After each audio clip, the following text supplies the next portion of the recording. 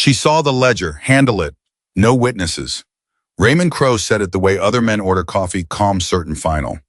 A 23-year-old waitress had accidentally photographed his financial records. Police payments, a missing manager nobody was supposed to ask about, millions in illegal shipments. She had no money, no connections, no protection. Every exit was already being watched. What Crowe never calculated, what his 12 years of systematic cruelty had made him blind to, was the man sitting at his own table that same night, the most feared man in Philadelphia, carrying a 22-year-old secret about a bowl of soup that was about to change everything. Some debts don't expire, they detonate. If you are watching this story right now, please subscribe to our channel, hit the notification bell, and follow along until the very end, because this story will change the way you see kindness or ever. And drop a comment telling me what city you're watching from. I want to see how far this story has traveled. The rain came down hard that Friday night, the kind of rain that makes Philadelphia feel like a city that has always been keeping secrets. Claire Bennett arrived for her shift at the Sterling Room 40 minutes early, which was unusual for her, but nothing about that evening was going to be usual. She had been awake since 3 in the morning, sitting at the small kitchen table in her apartment, going back and forth in her mind between two choices that both looked like they could get her killed. She could run, or she could go to work and pretend she hadn't seen anything. She chose work because running required money she didn't have, and because every exit she could think of had already been thought of by someone smarter and more dangerous than her. The Sterling Room was not the kind of restaurant where ordinary people celebrated birthdays or anniversaries. It was the kind of place where powerful men conducted business over $40 glasses of wine and never looked at the price on the menu because the price was never the point. The Sterling Room was Raymond Crowe's restaurant. Everyone who worked there knew it. Nobody said it out loud. Claire had worked there for 2 years. She was good at her job, quick with orders, warm with guests, and careful never to ask questions she wasn't supposed to ask. For 2 years, that had been enough to keep her safe. Then 3 days ago, Raymond Crowe had called her into his office. She had stood in front of his desk while he explained calmly the way a man explains a thing. He has already decided that the debt she owed him for her mother's cancer treatment had grown. The original amount had been $90,000. With interest and administrative fees that Claire had never been shown in writing, it was now closer to $214,000. He smiled when he said it, not a warm smile, the kind of smile that reminds you who holds the door. "I'm being generous," he said, "giving you the opportunity to work it off here. Other arrangements would be far less comfortable for you."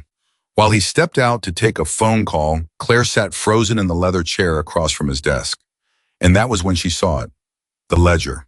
Open, sitting at the corner of his desk like it had been left there by accident, though nothing Raymond Crowe did was ever by accident. She told herself not to look.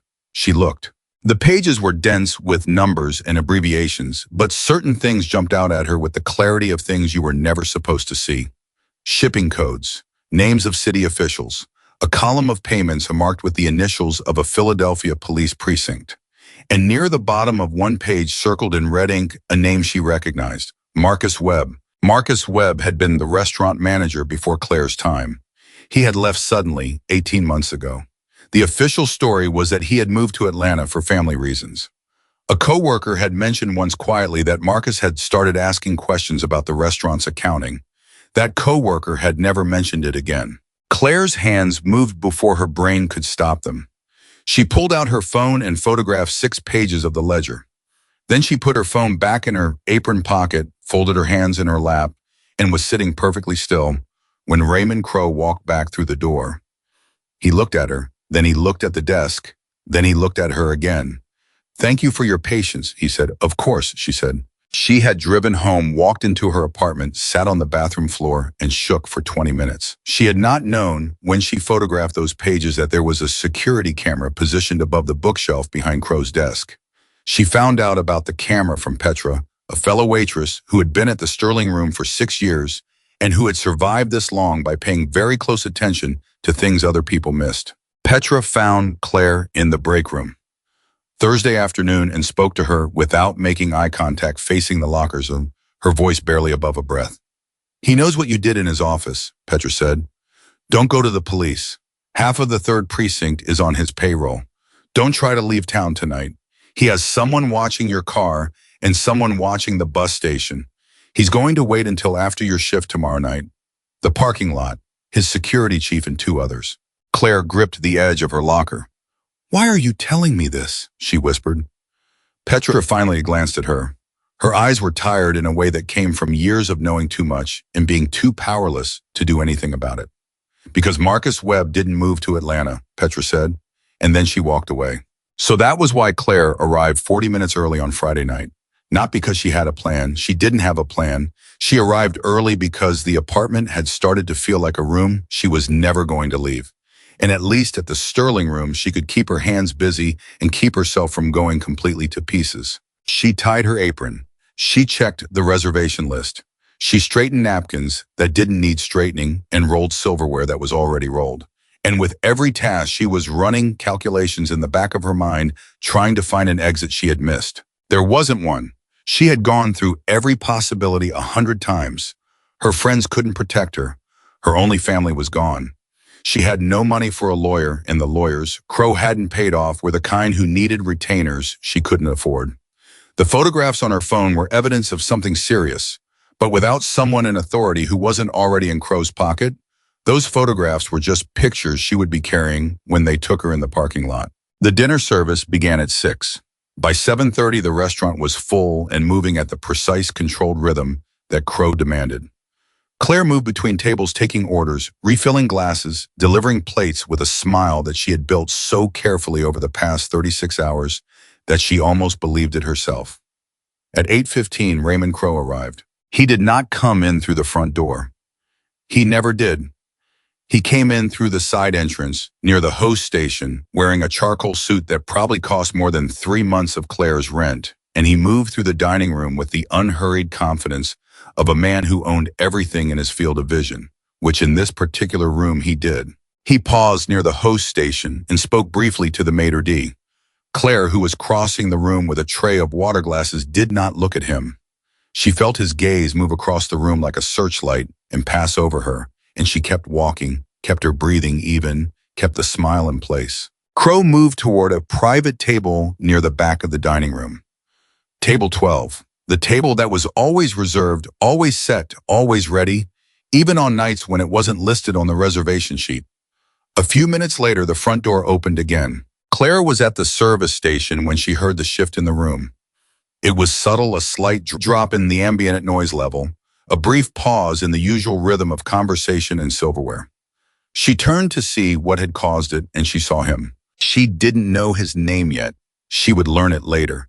But she understood immediately from the way the other guests stopped looking at him and the way the staff found reasons to be elsewhere, that this was someone in a different category than the restaurant's usual clientele.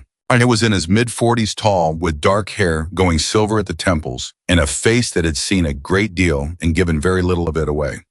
He wore a dark jacket, no tie, and he moved through the room with the deliberate quiet of a man who had never needed to announce himself in any room he had ever entered. The maitre d' led him directly to table 12. Raymond Crowe stood to greet him. The two men shook hands with the formal courtesy of people who did not trust each other and wanted to make sure the other knew it. Claire was assigned to table 12. Of course she was. She approached the table with menus and water, introduced herself, and asked if she could start them with anything to drink. Crowe ordered his usual. The other man, whose name she gathered from a fragment of conversation as she poured water, was Adrian, ordered sparkling water and nothing else. She left to put in the drink order and stood at the service station for a moment, breathing carefully. She served 2 other tables. She brought bread to a couple celebrating an anniversary near the window. She refilled coffee at a table of 4 businessmen who were arguing loudly about a sports contract. And the whole time, in the precise back corner of her mind, a thought was beginning to form. It wasn't a plan. It was barely even a thought. It was more like a desperate, irrational calculation performed by a brain that had run out of better options. She returned to table 12 with the drinks. Crowe was speaking in a low, measured voice about warehouse access and shipping schedules. Adrian was listening with his hands folded on the table and an expression that communicated nothing at all.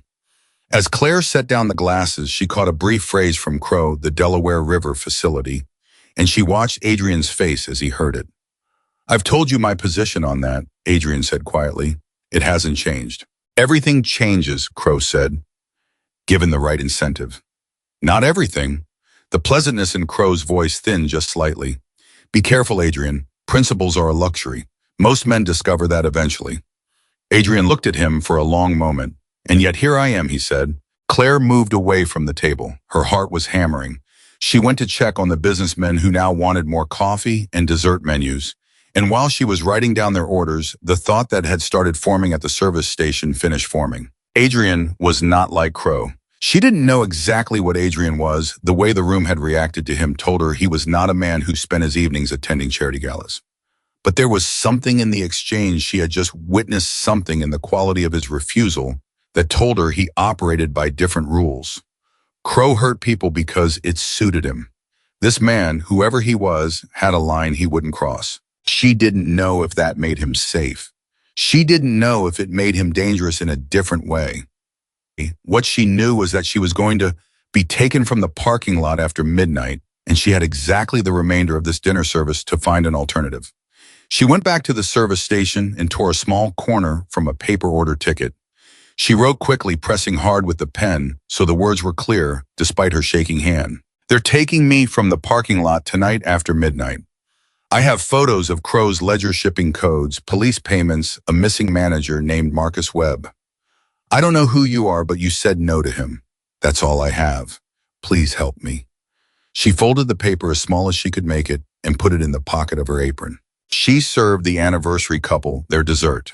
She brought fresh bread to the businessmen. She checked on 3 other tables, refilled 2 water glasses, and then she walked back to table 12 to ask if they were ready to order. Crowe was speaking again, gesturing with one hand to illustrate a point, and for a moment his full attention was on the sound of his own voice. Claire reached the table. She bent to retrieve a bread plate that had shifted toward the edge of the table. Her hands were so steady in that moment that it surprised her. She had expected them to shake. They didn't. She supposed this was what it felt like when fear became so large that it passed through the body and came out the other side as a kind of terrible calm. She set the bread plate back in its place, and as she did, she slid the folded note beneath it. Then she straightened up and smiled.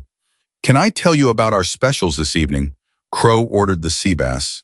Adrian said he would have the same, still looking at the table, apparently absorbed in some private thought. Claire thanked them and walked away. She did not look back.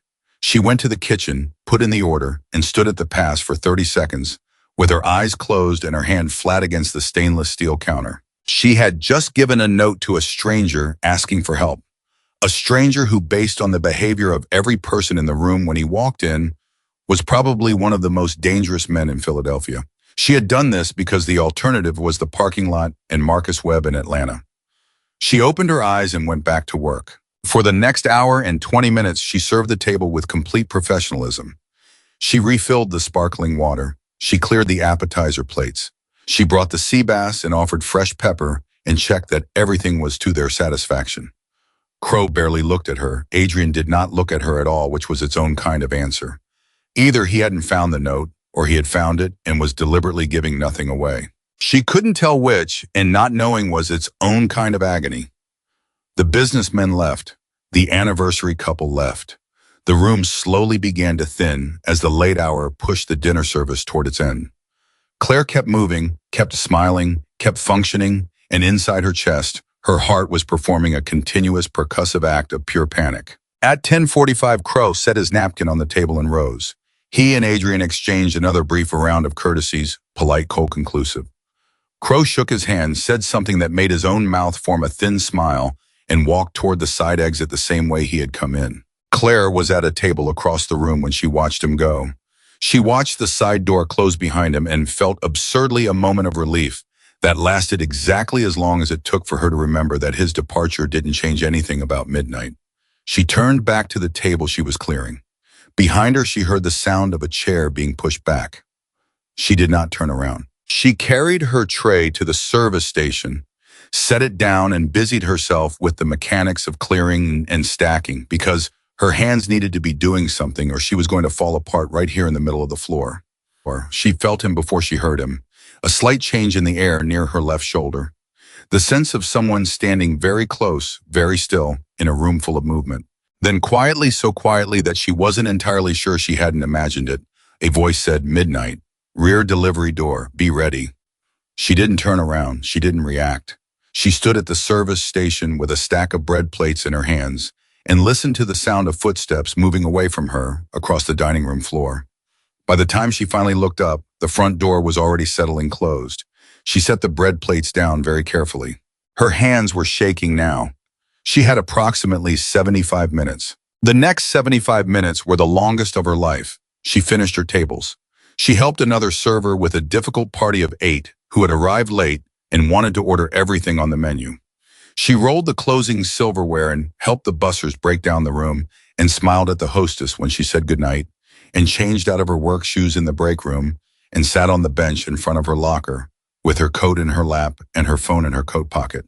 Petra passed through the break room at 11:10 without looking at Claire. But she paused at the coat rack near the door and said to no one in particular, in a voice just above a murmur, "Don't go out the back way tonight. The kitchen delivery corridor has a door that opens to the alley on the north side of the building. The security camera there has been broken for 2 weeks. Crowe's men are watching the employee lot and the main exits." Then she took her coat off the rack and left. Claire sat very still.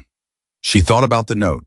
She thought about the voice that had said 4 words to her at the service station.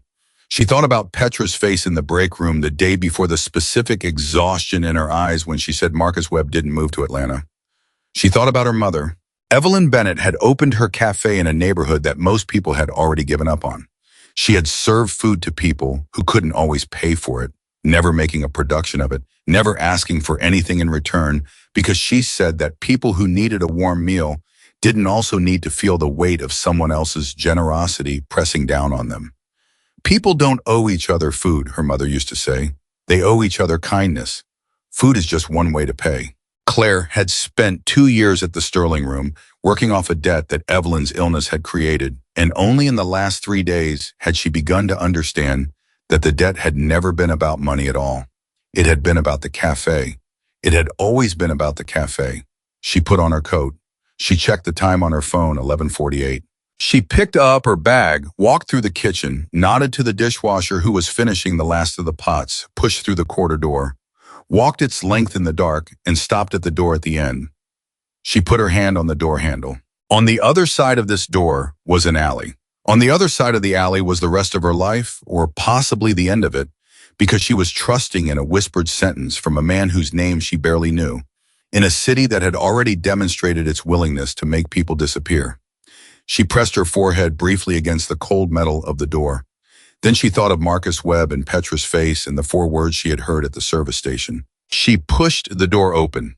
The alley was dark and wet and smelled like rain and restaurant garbage, and standing 10 feet from the door, his collar turned up against the weather, was a man she had never seen before. He was young, late 20s maybe, with a compact, watchful energy, and the kind of face that suggested he had been trained never to look surprised by anything. "Claire Bennett," he said. "Yes," she said. "My name is Noah. Come with me, please." She hesitated for exactly 1 second. 1 second in which she thought about the parking lot and Crowe's signature on the bottom of a piece of paper that had condemned her, and the long, careful way a dangerous man had said midnight to her without moving his face.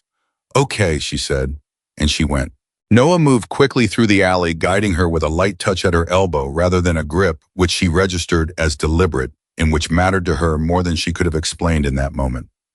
They moved north away from the parking lot through a gap between 2 buildings and then along a side street where a dark car was idling at the curb with its lights off. Behind them, from the direction of the employee parking lot, she heard voices. The sound of car doors, the sound of men who had arrived to find that what they had come for was already gone. Noah opened the car's rear door. Claire got in.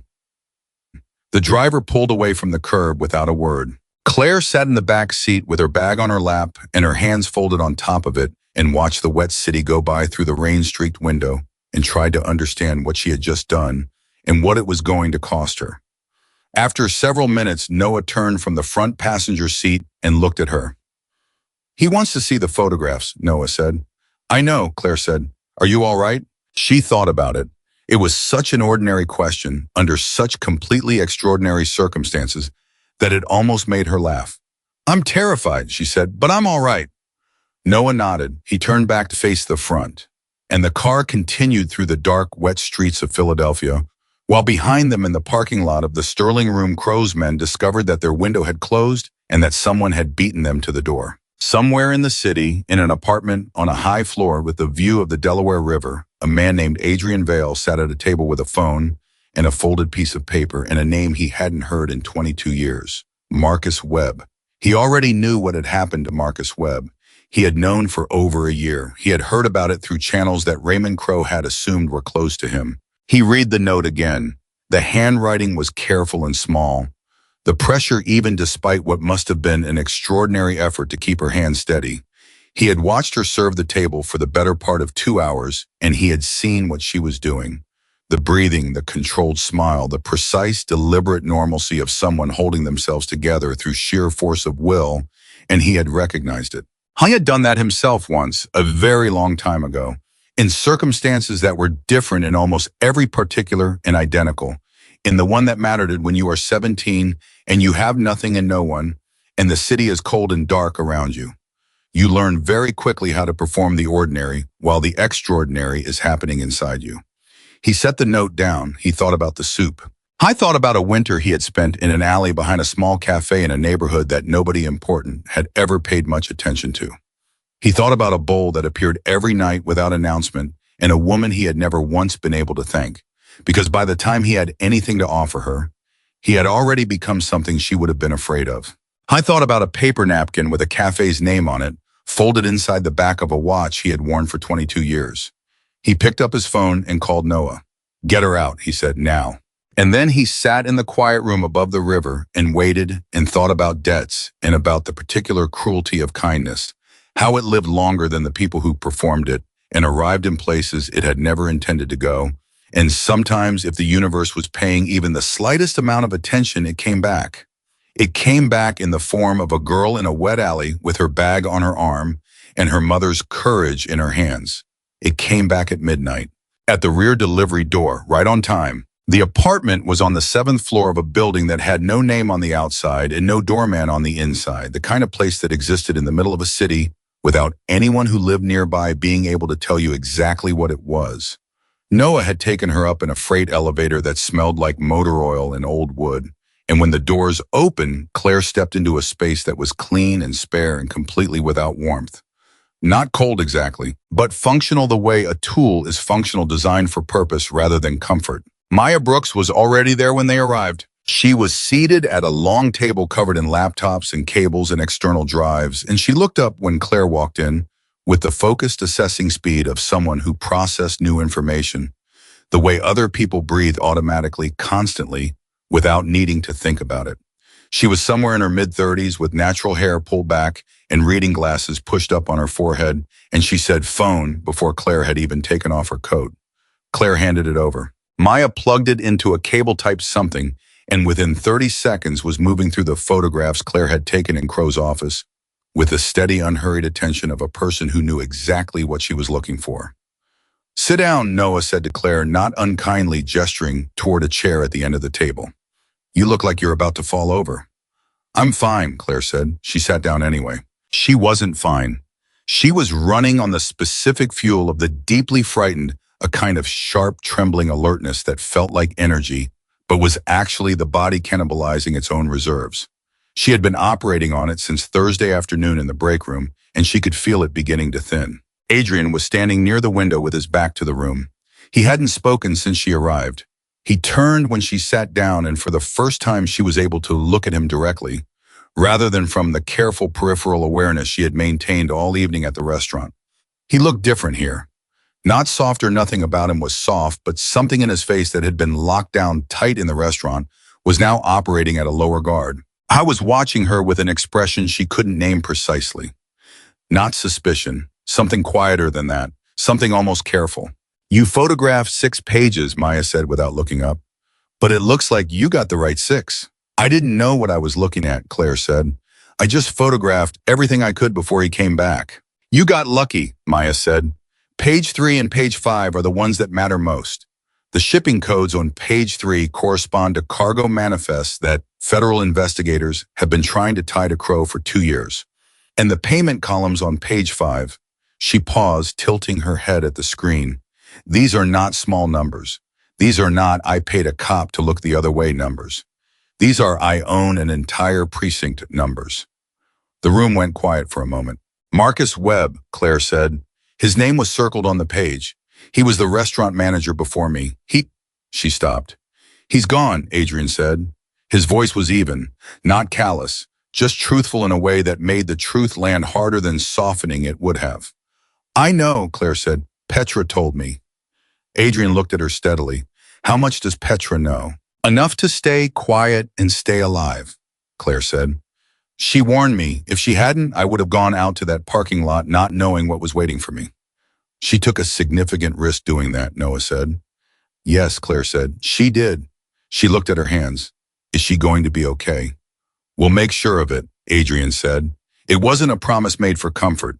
It was the kind of statement that came from someone accustomed to making things happen, and Claire heard the difference. Maya said, the problem is the photographs alone aren't enough for a federal conviction. They're evidence of something, but they're not independently corroborated and without a chain of custody that a defense attorney can't dismantle in about 45 seconds. A good lawyer puts Crowe on the stand looking sympathetic, and these pictures looking like the work of a disgruntled employee. So it's not enough, Claire said. Not yet, Maya said, but it's a foundation. Claire looked across the table at Adrian. What does not yet mean, practically speaking? What do we do tonight? Tonight, Adrian said, you stay here. In the morning, we figure out the next move. And Crowe's men. They went to the parking lot and found an empty space, Noah said. Right now, they're reporting back. By morning, Crowe is going to know you weren't there, and he's going to start working through his list of explanations for why. He'll figure out someone help me. Yes, Adrian said. He will. The weight of that settled into the room. Claire felt it in her chest, the particular gravity of understanding that her problem had just become someone else's problem too, and that there was no way to undo it. I'm sorry, she said quietly. I didn't know what else to do. Adrian crossed his arms. He looked at her for a long moment without speaking, and something shifted in his expression. Not dramatically, not in a way she could have pointed to precisely, but it shifted. Don't apologize, he said. Crowe is not your fault. She nodded. She didn't fully believe it yet, but she stored it away. Maya said, I'm going to be here all night with these files. You should sleep. I can't sleep, Claire said. Then at least eat something. When did you last eat? Claire tried to remember. Lunch, maybe. A cup of soup in the restaurant kitchen around 4 o'clock. She said, I'm okay. Maya pointed at the kitchen area at the far end of the room without looking away from her screen. There's food. Use it. Claire stood. She moved to the kitchen area, opened the refrigerator, and stood in front of it for a moment looking at its contents with the unfocused attention of someone whose mind was elsewhere. Then her hands began moving on their own, pulling out a few things, finding a pot in a cabinet, running water into the pot. Cooking was the only language Claire had ever known that her body spoke without her brain's involvement. When everything else stopped working, her hands still knew how to make her mother's chicken soup. It was the first thing Evelyn had ever taught her, standing in the kitchen of the cafe on a Saturday morning when Claire was 7 years old, too small to reach the counter without standing on a step stool. She cut the chicken. She found onion and carrot and celery. She found thyme and a bay leaf at the back of the spice cabinet. She worked quietly, methodically. In the rhythm of it, unknotted something in her chest that had been pulled tight for 2 days. She didn't notice when Adrian came to stand in the kitchen doorway. She became aware of him the same way she had in the restaurant, a slight change in the quality of the air, a presence that had weight and stillness to it. She looked up. I was watching the pot. His expression had changed again. It was harder to read now than it had been at any point in the evening. Something in it was almost pained, but not in the way of a man in physical pain. In the way of a man who has just encountered something he thought was gone forever. What? Claire asked. He said nothing for a moment. Then where did you learn to make soup? My mother, she said. She made it every winter. She said it was what you gave people when you didn't know what else to give them. Adrian said nothing. Claire stirred the pot. The smell of it was beginning to fill the kitchen, warm and familiar, and completely out of place in this stripped-down, purposeful space. She had a cafe, Claire said, because the silence felt like something that needed filling, and because talking about her mother was the only thing that made her feel less alone in rooms like this one. A small place, not fancy. She fed a lot of people who couldn't pay full price. She never made a big thing of it. She'd just tell them it was less than it was or find a reason to comp part of the meal. Adrian had gone very still in the doorway. She used to say, Claire smiled without meaning to. She used to say that people don't owe each other food. They owe each other kindness. Food is just one way to pay the debt. The silence that followed was different from the silences that had come before it. It had a quality to it that Claire couldn't identify, dense-weighted, almost suspended. Where was the cafe? Adrian asked. His voice was very quiet. Claire told him the address. Adrian looked at the pot for 3 more seconds. Then he turned and walked back across the room without another word. Claire watched him go.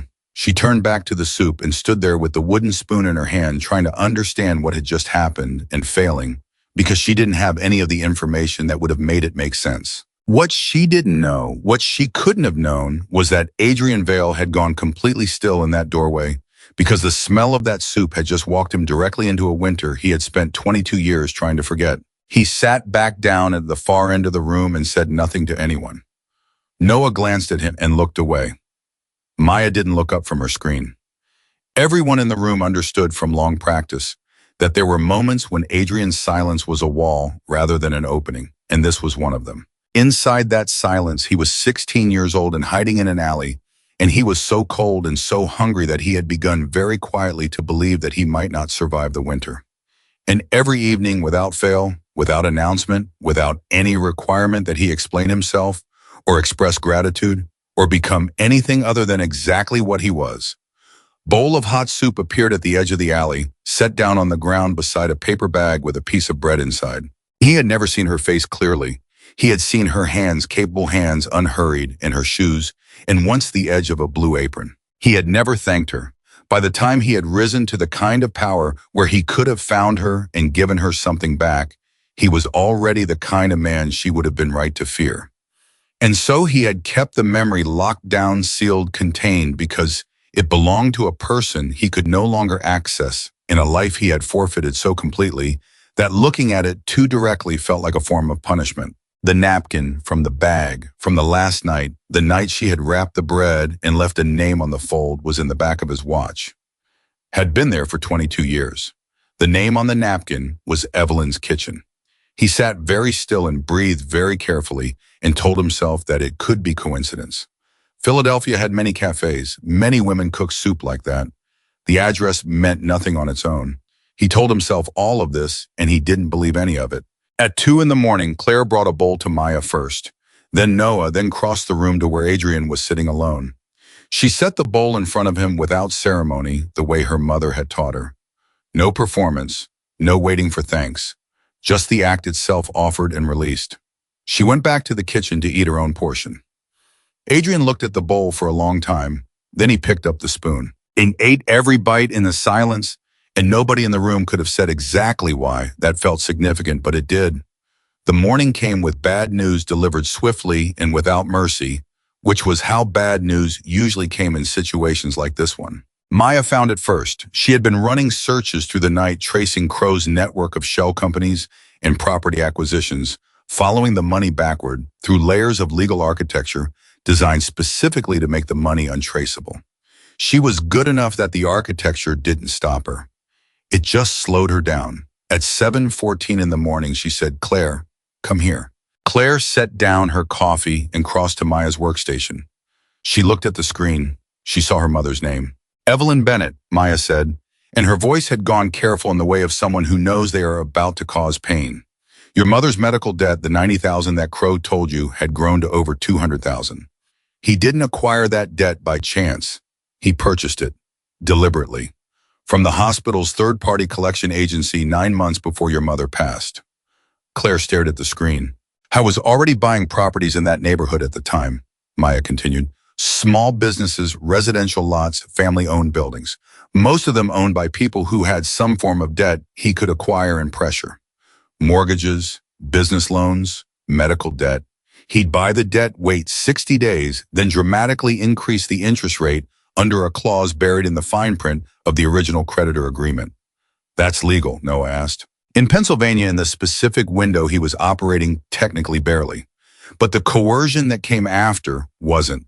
The visits, the suggestions. the particular kind of pressure that leaves no marks. Claire felt something cold moving through her. Not shock exactly. It was more like the sensation of a picture snapping into focus that had been blurry for a long time, and the focus was worse than the blur had been. He needed the cafe, she said. He needed the land, Maya said. Your mother's cafe occupied the last parcel in the block he needed for his redevelopment project. Every other property owner had already sold most of them under circumstances that look a great deal like what I'm describing. Your mother was the last holdout. She refused to sell 3 times on record. The medical debt gave him a different kind of leverage. The silence in the room was absolute. So he didn't help us, Claire said. Her voice was completely flat. He engineered it. The debt, the job at the restaurant. He made my mother sick with worry, and then he used her illness to finish what she wouldn't let him finish with a sales contract. That's what the documents show, Maya said. Claire sat down slowly in the nearest chair. She put her hands on her knees. She looked at the floor. Noah said quietly, Claire, don't, she said. Just give me a minute. She sat with it. She sat with the image of her mother at the kitchen table going over medical bills, trying to figure out which ones could wait and which ones couldn't, wearing the particular expression of a woman who had spent her whole life being generous and was now terrified that generosity might have cost her daughter everything. She sat with the knowledge that Raymond Crowe had sat across from her in his office and spoken to her about debt and opportunity while holding information about her mother's death that she hadn't known to ask for. She sat with all of it for 60 seconds. Then she raised her head. This changes what we're doing, she said. Yes, Adrian said from across the room. He had been listening without speaking. It does. It's not just about the ledger anymore. It's not just about me surviving tonight. It's about every family he did this to. Yes. Can we get them, not just him, the whole structure, the debt scheme, the property coercion, the police payments, all of it?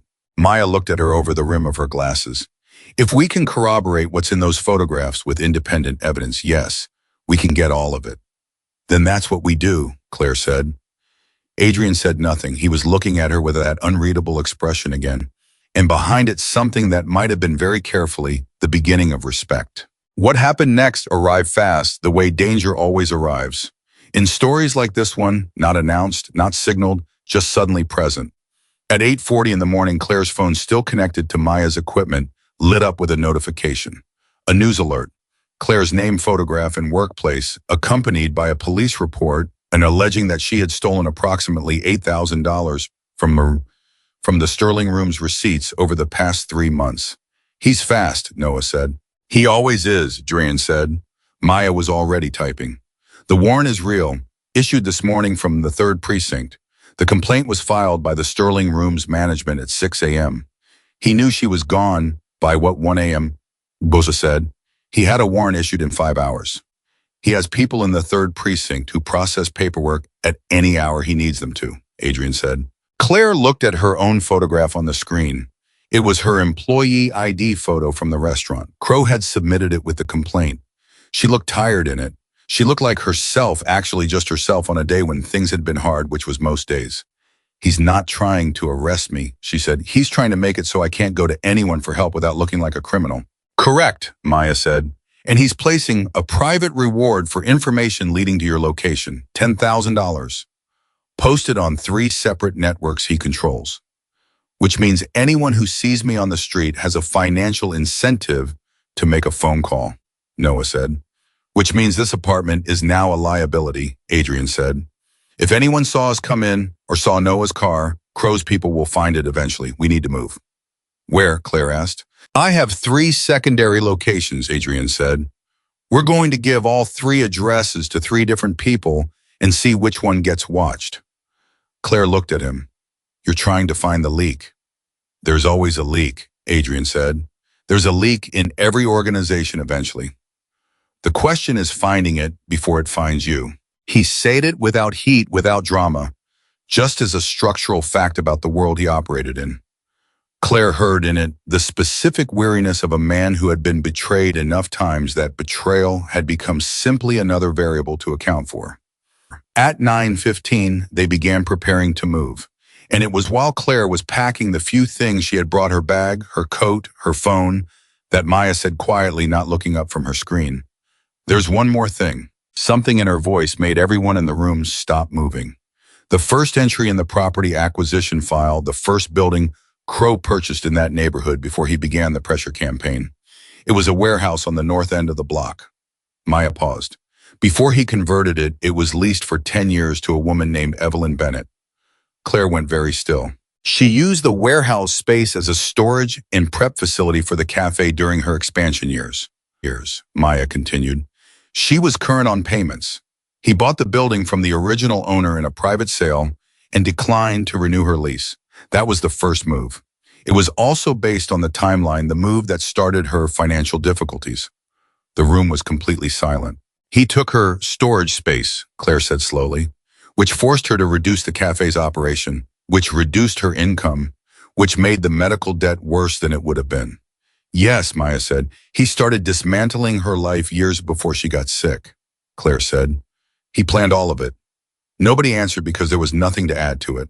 The truth had a completeness that made commentary feel obscene. Adrian stood at the window and said nothing. And what was happening behind his face in that moment was something he had no intention of sharing with anyone in the room. He was thinking about a woman who had managed to be generous to a homeless child while someone was quietly taking apart the structure of her life. He was thinking about the particular cruelty of that. The cruelty of a man who targets the people least equipped to fight back precisely because their goodness makes them vulnerable. I was thinking that he had spent 22 years telling himself that the world he had built was necessary, that the compromises he had made were the only kind available to a boy who had started with nothing. And he was standing in a room with a woman whose mother had started with less, had chosen differently, and had been destroyed for it. He turned from the window. "Get packed," he said. "We move in 10 minutes. Claire zipped her bag and hoisted it onto her shoulder and stood up straight. She was terrified. She was exhausted.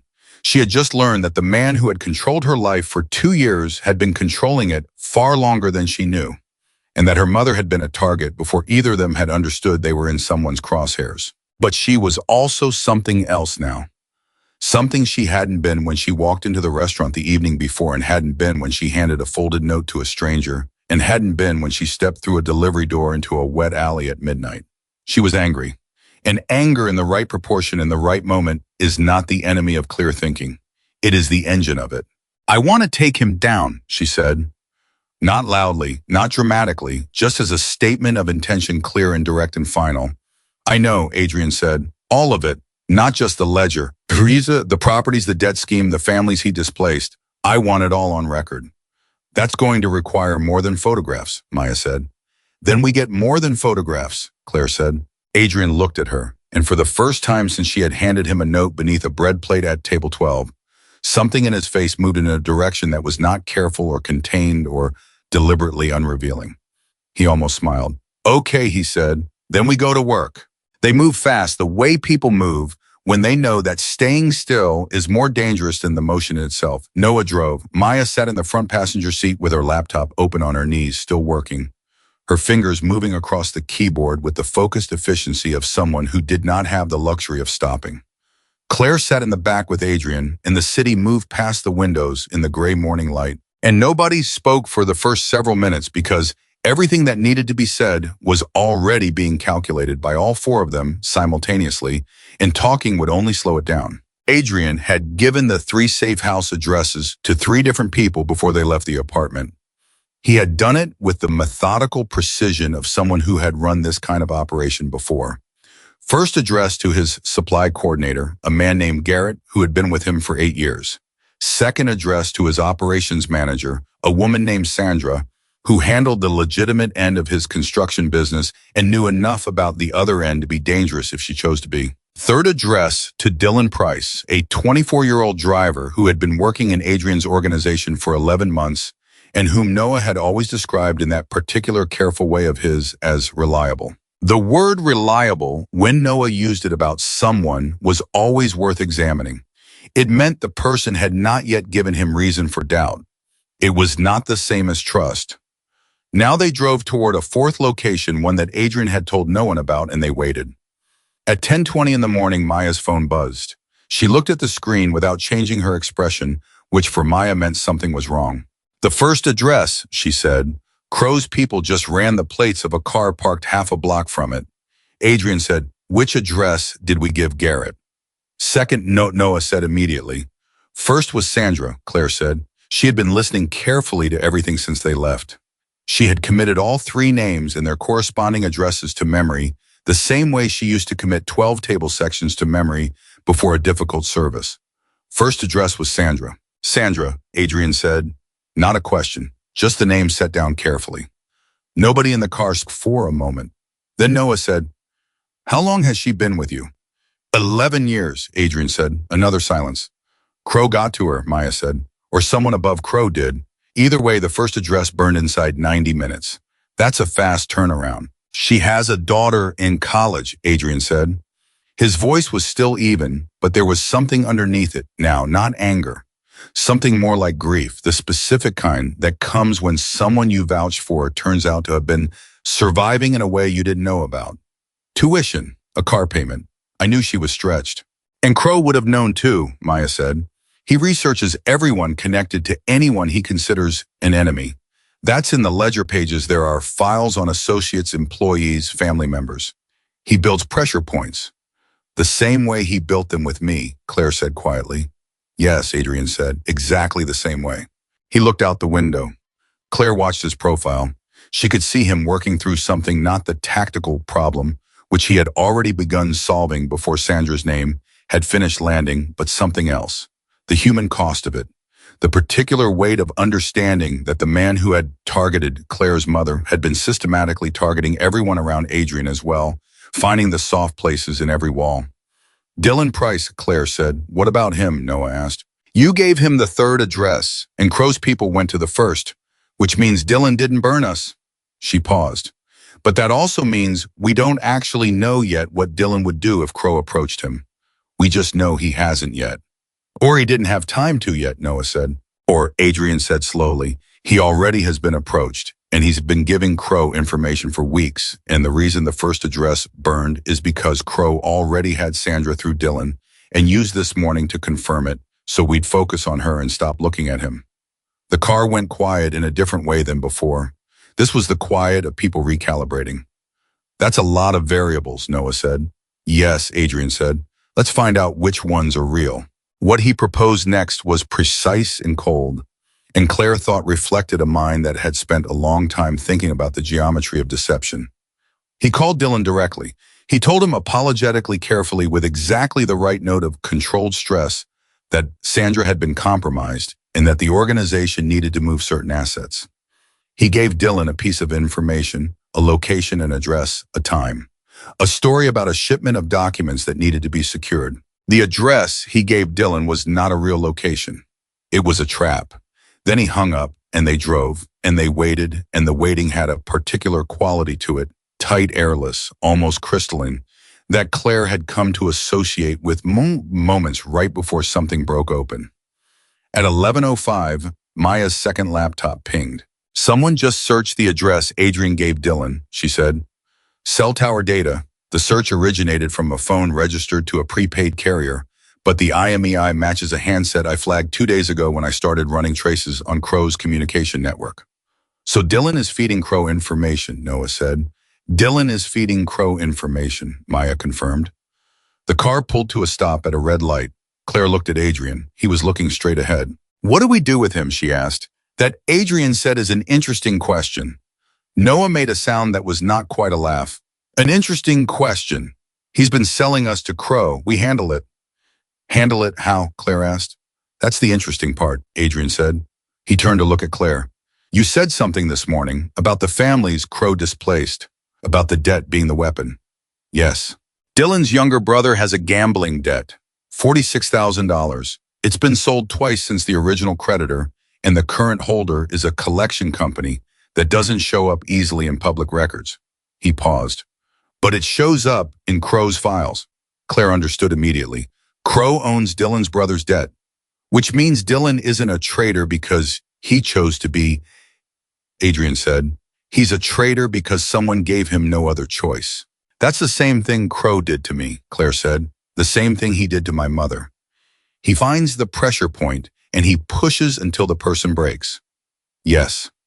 So what are you going to do? She asked.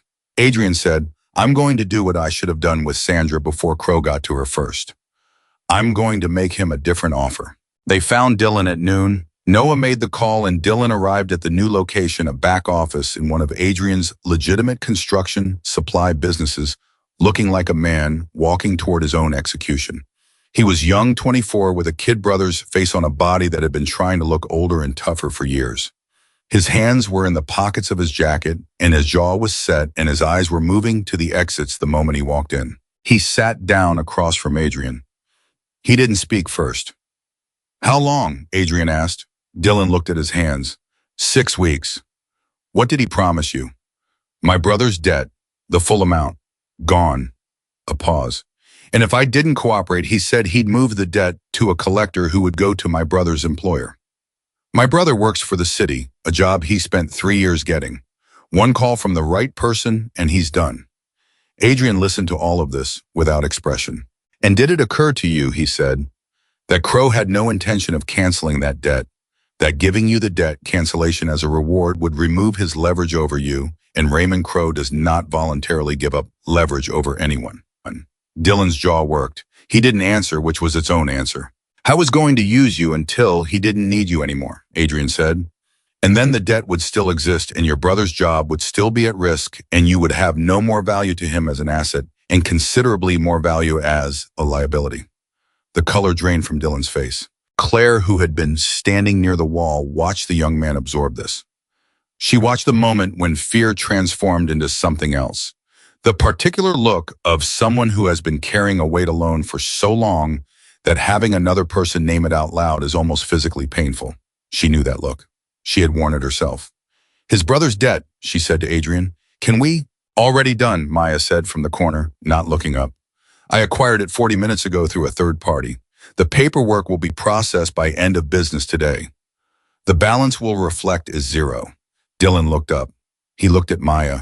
He looked at Adrian. His throat moved. Why? He said. His voice cracked on it. I gave him your location. I gave him information for 6 weeks. Why would you? Because Crowe built a trap around you and called it your choice, Adrian said. The same way he built a trap around Claire's mother and called it a business transaction. I'm not interested in punishing people for surviving the traps someone else built. Dylan put both hands over his face. He sat like that for a moment. Nobody rushed him. Then he lowered his hands and looked at Adrian with red eyes and a jaw set so hard it was trembling. What do you need me to do? He said. Keep doing exactly what you've been doing, Adrian said, with one difference. From now on, everything you tell Crowe comes from me. And that was how Dylan Price stopped being a liability and became the most important piece of the trap they were about to build. The next 48 hours moved at the speed of people who understood that speed was the only advantage they had left. Maya worked through both nights without sleeping, fueled by coffee and the specific adrenaline of someone who was very good at something that mattered enormously right now. She mapped Crowe's communication network, identified his encrypted radio frequencies, and built a system that could intercept and record his operational communications in real time. At the same time, Claire made a phone call she had been considering since the morning in the first apartment, when Maya had laid out the scope of Crowe's operation. Special Agent Rebecca Shaw had been investigating Raymond Crowe for 4 years. Claire knew her name from a news article she had read 2 years ago, a piece about federal investigations into Philadelphia's waterfront development that had been quietly buried on page 12 of the business section and never followed up on. Claire had saved it on her phone for reasons she couldn't have articulated at the time. Now she understood those reasons. The call was brief and carefully worded, because both women knew that phone calls could be monitored and that at least some of the people monitoring them might be on Crowe's payroll. I have photographs of a financial ledger, Claire said. Page 3 has shipping codes that correspond to Delaware River cargo manifests. Page 5 has payment records from a police precinct. I also have a name, Marcus Webb, and information about where he is that you don't have yet. A pause on the other end. I know who you are, Agent Shaw said. I saw the warrant this morning. The theft allegation is fabricated. Yes. You understand that if I move on this, I need more than photographs from a phone. I need current independently obtained evidence linking Crowe to an active crime. I know, Claire said. That's what I'm calling about. I think we can get it, but I need to know that when it's done, the families he displaced, the property coercions, the debt scheme that goes into the record too. Another pause. Longer this time. If the evidence is solid, Shaw said, everything goes in. Then we have an arrangement, Claire said. She hung up and turned to Adrian, who had been listening from across the room. She needs him on tape, Claire said, giving a direct order for something serious. Not a ledger entry, his actual voice. I know, Adrian said. I've been thinking about how to do it. He looked at the table where Dylan had laid out everything he knew about Crowe's communication procedures, the encrypted radios, the frequency rotation schedule, the chain of command for field operations. Crowe is scheduled for a public groundbreaking ceremony in 48 hours. That's a hard deadline for him. He needs this resolved before he walks onto that stage. So we use the deadline, Claire said. We use the deadline, Adrian confirmed. We give him something he can't ignore. Something that makes him believe the whole operation is about to collapse unless he acts in the next few hours. He looked at Dylan. Dylan looked back at him. Tell him, Adrian said, that Claire is hiding inside the old Kellerman ship repair facility. Tell him she's meeting with federal investigators first thing tomorrow morning. Tell him she has everything, the ledger additional documentation, a witness statement about Marcus Webb. Tell him this is his last window. Dylan nodded slowly. His hands were steady. Something in him had resolved the way metal resolves after it's been through heat. He'll send a team, Noah said. Yes, Adrian said, and I'm going to be there to meet them. The room went very quiet. Claire said, alone? I know the facility. I know its layout, the tunnels, the service passages, the elevation changes. It was used for legitimate purposes years ago before it was abandoned. I've been through it more than once for reasons I don't need to go into right now. He looked at Claire. You will be somewhere else, under federal protection. Shaw has a secure location. And you're going to do what exactly? Let them chase you through an abandoned building. I'm going to make them believe they're close enough to catching you that Crowe keeps his men engaged. And while they're engaged and losing control of the situation, Maya will be recording every transmission. Their frustration, their updates to Crowe, his responses. He paused. And eventually I'm going to let them think you're about to escape. With me, which means Crowe is going to lose his composure. And say something he can't take back, Maya said. He's going to give an explicit order over the radio, Adrian said. Because when a man like Crowe believes his entire public image is 45 minutes away from collapsing, he stops being careful. He stops being the version of himself that exists for press conferences and mayor's dinners. He becomes the version of himself that signs orders with the same hand he uses to shake the mayor's. Claire thought about that morning 3 days ago sitting across from Crowe's desk. She thought about the way he smiled when he told her the debt had more than doubled. The unhurried certainty of a man who had never once been held accountable for anything he had done. Do it, she said. The night before the operation, Claire sat in the federal safe house and could not sleep.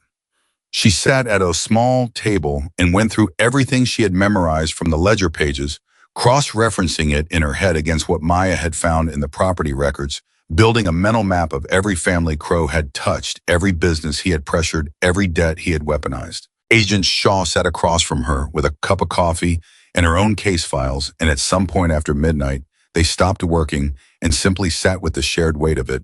He's been doing this for how long? Claire asked. 12 years that we can document, Shaw said. Probably longer. The early ones are harder to trace. He was more careful then, or maybe just smaller.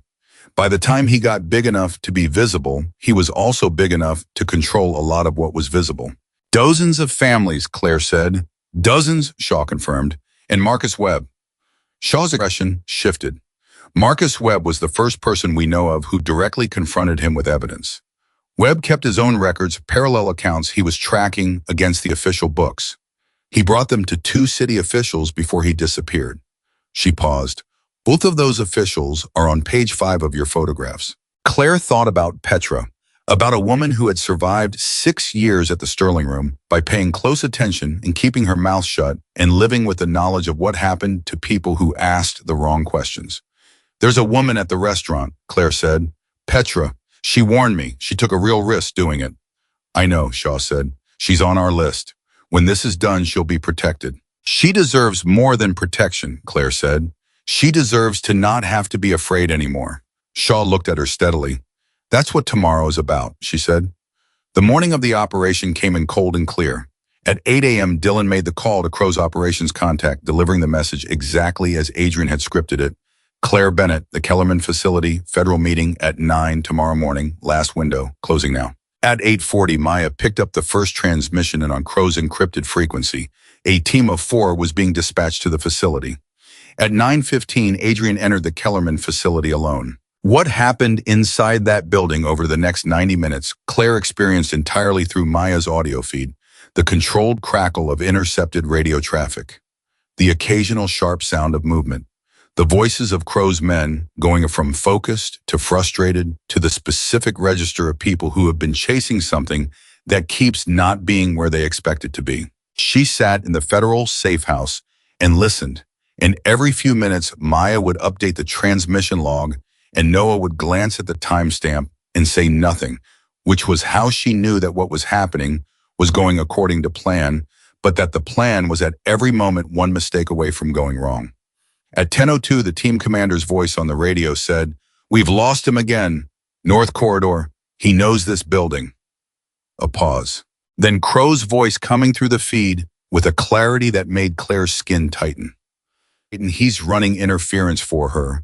She's still in the building. Find her. We've swept 3 levels. There's no..." "Then sweep them again. I want her before she gets to a phone." Mini climax.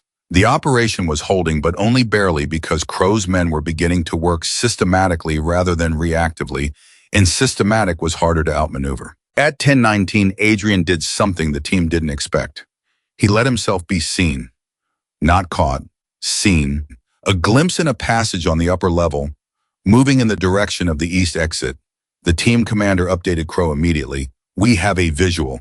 He's moving toward the east side. She must be with him." Another pause on the radio. Then, "They're not leaving that building." "Sir, if we don't..." "I said they are not leaving that building." Crowe's voice had changed. The measured, controlled register that he maintained in restaurants and boardrooms and city hall meetings was wearing thin, like paint on metal, and underneath it something rawer was showing through. "This cannot go to federal investigators. Do you understand me? Not this. Is whatever is necessary." The room at the safe house went very still. Maya looked at Claire. Claire said, "Keep recording." At 10:31, with the groundbreaking ceremony now 74 minutes away, with cameras being set up at the redevelopment site, and city officials taking their seats, and Crowe's entire public image balanced on the performance that was about to happen in front of live television, the team commander came back on the radio. "Sir, we've lost them. They're heading out the east corridor. If they reach the street, then this is over." A silence. 5 seconds. 10. "Do what was done with Webb, both of them, and make sure the phone is destroyed. Every photograph, every copy, everything she has." The recording captured it with perfect clarity. Timestamp, frequency, ID, voice pattern match to Raymond Crowe's known recordings in the federal database. Maya said very quietly, "Got him." And then the second phone rang. It was Shaw's direct line. She picked up on the first ring, listened for 4 seconds, and said, "Get Claire out, now." Claire was already standing. "What happened?" Noah said. "Crowe has a second team," Shaw said through the phone, which Claire could hear from 3 feet away. "He sent a second team to this location 20 minutes ago. We have a compromised asset in our own support structure. They're 7 minutes out." The room went into immediate motion. Claire grabbed the one bag she had. She turned to Maya. "The recording is secured," she said, "uploaded to 3 separate servers and transmitted to Shaw's evidence system 11 seconds ago." Maya said, already packing. "Even if they destroy every device in this room, the recording exists." "Then we move," Noah said. But Claire was not moving toward the door. She was moving toward Maya's laptop, which was still live, still running the property database that Maya had been building for 2 days. "Claire," Noah said sharply. 30 seconds, she said. She found what she was looking for in 20. The shell company supplying Crowe's vehicles, the one used for both the parking lot team, and she now suspected the second team dispatched to this location. She had seen the company name in the ledger photographs. She had cross-referenced it with 2 entries in Maya's database. And now she could see, through the vehicle registration records Maya had pulled, the route that company's vehicles consistently used when approaching the neighborhood from the south. She grabbed Noah's arm and pulled him to the screen. "They're coming from the south," she said. "If Shaw's people set up at this intersection," she pointed, "they cut the road. They intercept the team before it gets within 3 blocks." Noah looked at the screen. He looked at Claire. Then he grabbed his phone. Shaw had the information in 45 seconds. Her response came back in 30 units, repositioning now. "Now we move," Claire said. They went out through the building's rear service entrance into a waiting car that had been positioned there by Shaw's people 18 minutes earlier as a contingency. As they pulled away, Claire heard through Noah's phone press flat against his chest the distant sound of Shaw's units calling in a successful intercept. The second team never reached the safe house. And at the Kellerman facility, with no further instructions coming through the radio, with the operation collapsed and the evidence gone, and his voice on federal record giving an order that referenced Marcus Webb by name, Raymond Crowe's security chief made the only call left to make. He called Crowe's personal phone. There was no answer. Because Raymond Crowe was already in his car, already on his way to the groundbreaking ceremony, already preparing the version of himself that would smile for the cameras and lift the ceremonial shovel and speak about community and opportunity and honoring the neighborhood's history. He didn't know yet what he had said on the radio. I didn't know yet that the waitress he had tried to erase had become the one person in a long list of people he had underestimated who had helped complete the trap that would finally close around him. He didn't know any of it yet, but he would.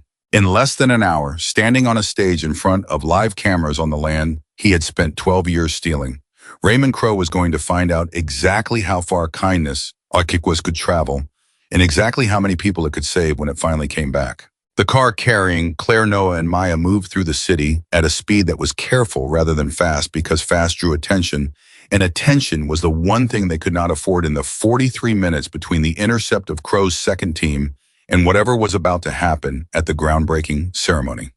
Shaw had called twice.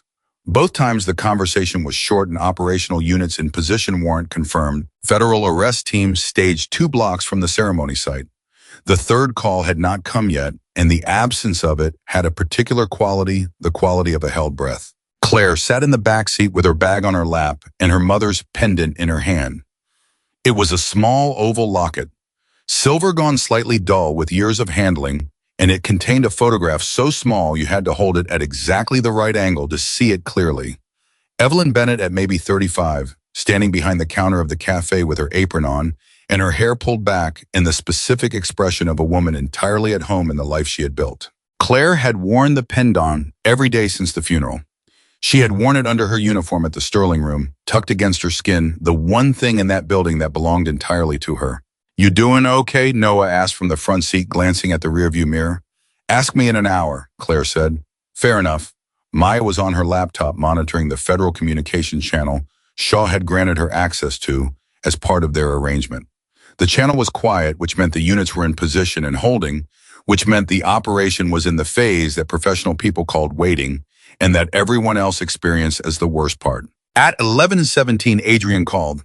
Claire answered before the second ring. "Are you out?" she said. "I'm out," he said. His voice was even, but she had learned enough about the particular register of Adrian Vale's voice in the past 72 hours to hear what the evenness was covering. He was running on the backside of adrenaline, the phase where the body has done what it needed to do and is now presenting the bill. The team inside the facility lost me in the lower level. By the time they found the east exit, I was already gone. "Shaw has the recording," Claire said. "Maya uploaded it before we moved."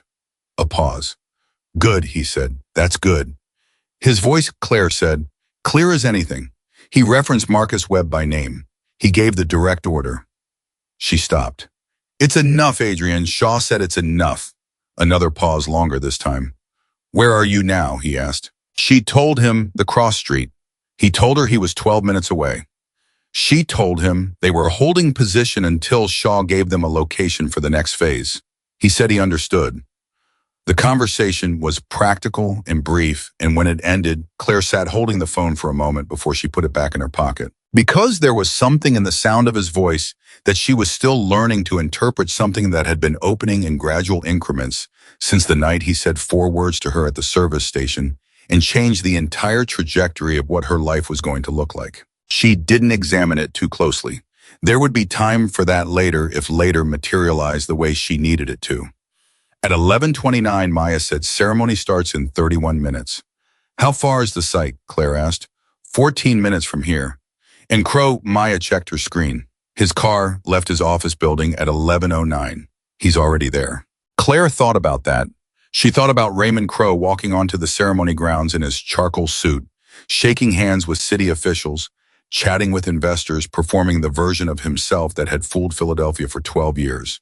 She thought about the ceremonial shovel that would be waiting for him at the center of the stage, polished and symbolic, planted in ground that had been taken from people who never had the resources to fight back. She thought about her mother's cafe, the blue sign, the smell of soup on a winter evening, the bowl left at the edge of an alley for a hungry boy who had no name and no future and no reason to believe anyone in the world was paying attention to whether he lived or died. I want to be there, Claire said. Noah turned from the front seat. Claire, I know it's not safe. I know Crowe may still have people in the crowd. I know Shaw's position is to keep me contained until the arrest is complete. She looked at Noah steadily. I'm going to be there, behind the barrier, out of Crowe's sightline. I'm not going to interfere with anything, but I am going to be there when it happens. Noah looked at her for a long moment. Then he looked at Maya. Maya said without taking her eyes off the screen, Shaw is going to say no. I know, Claire said. And I'm going to go anyway, and I would appreciate it if one of you drove me there, so I'm not standing on a street corner, alone, trying to get a cab, while Crowe's remaining people are still somewhere in this city.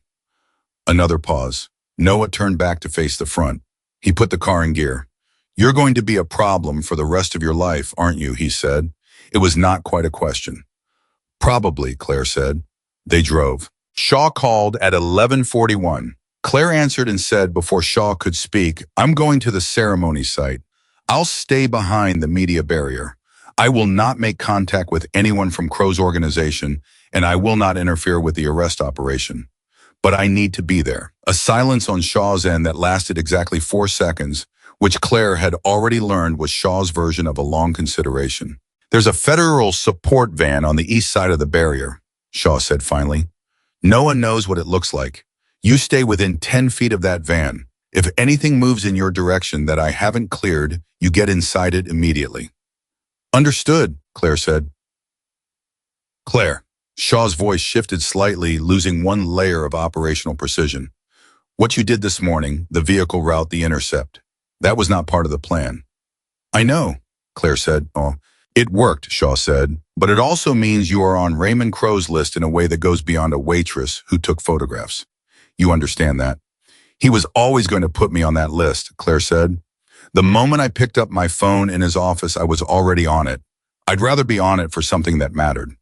Shaw said nothing for a moment, then 10 feet from the van.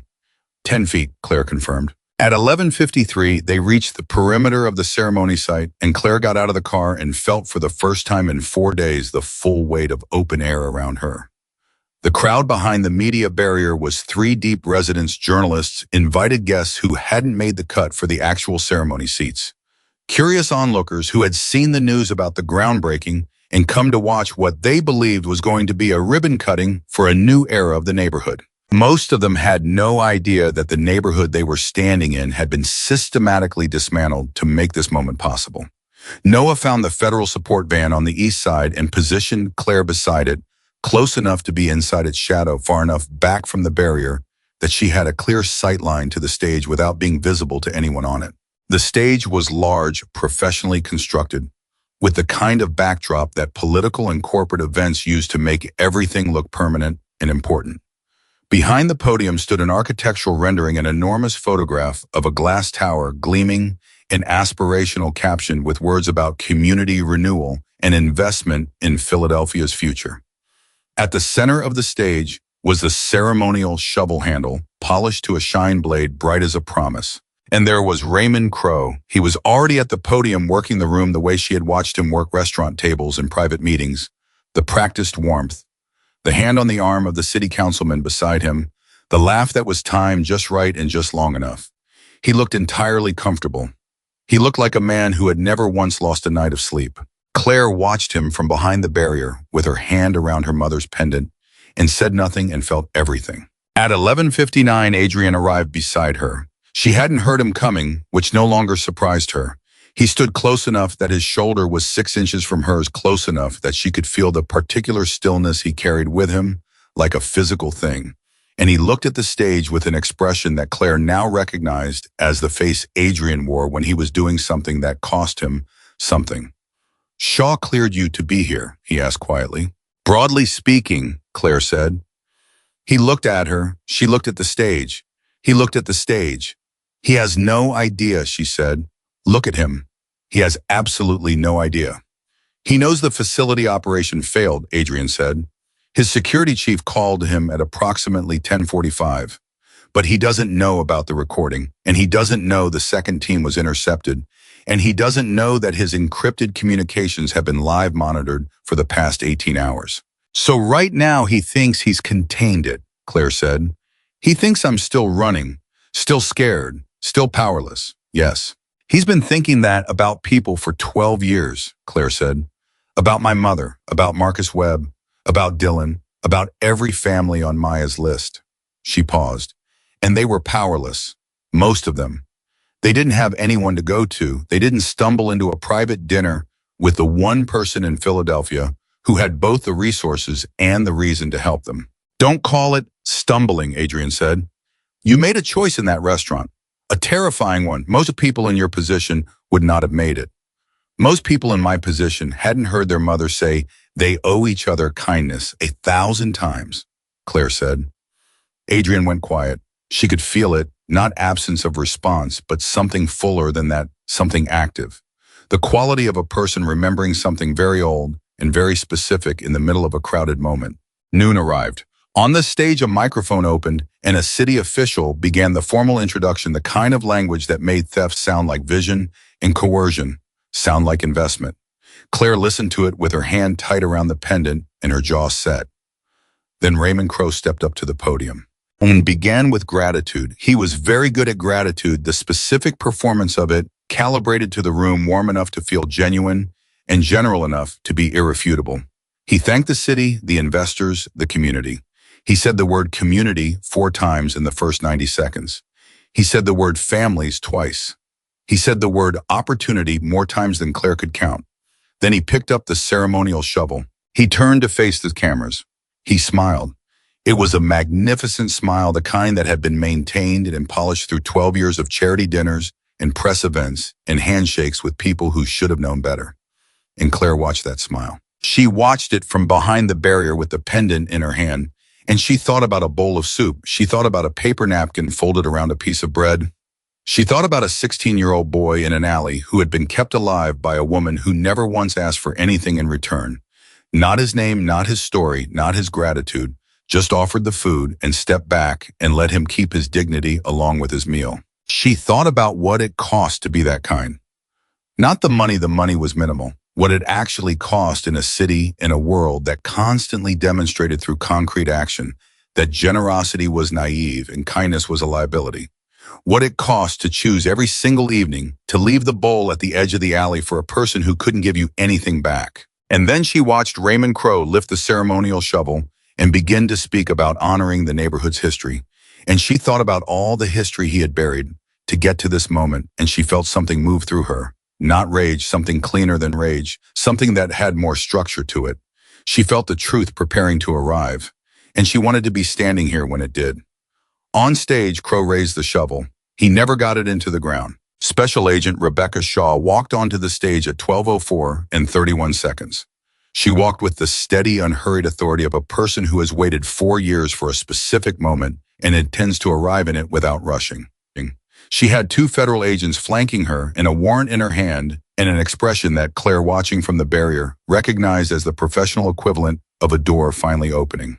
The crowd went silent in the particular way that crowds go silent when something has happened that none of them expected, but all of them can see is significant. Crowe turned when he heard the footsteps on the stage. His expression moved through 3 stages in approximately 2 seconds: confusion, recognition, and then a very rapid reconstruction into the composed and certain face of a man who has been wrongly accused. "Agent Shaw lying," he said. The warmth in his voice was still there, recalibrated now from public gratitude to reasonable man dealing with the misunderstanding. "This isn't the time or place for Raymond Crowe," Shaw said. You are under arrest for conspiracy to commit murder, attempted murder of a federal witness, money laundering, bribery of public officials, extortion, and crimes connected to the illegal shipment of restricted materials through the Port of Philadelphia. A sound ran through the crowd, not quite a gasp, more layered than that, more complex, the sound of several hundred people simultaneously processing the collision between the narrative they had been sold and the reality now being presented on a live stage. The cameras were still running, all of them, live feeds to 3 local stations and 1 national news network that had sent a crew to cover what it believed was a routine civic ceremony. "This is a misunderstanding," Crowe said. Calm, still performing, still giving the assembled cameras and journalists and city officials the version of himself that had survived every previous challenge.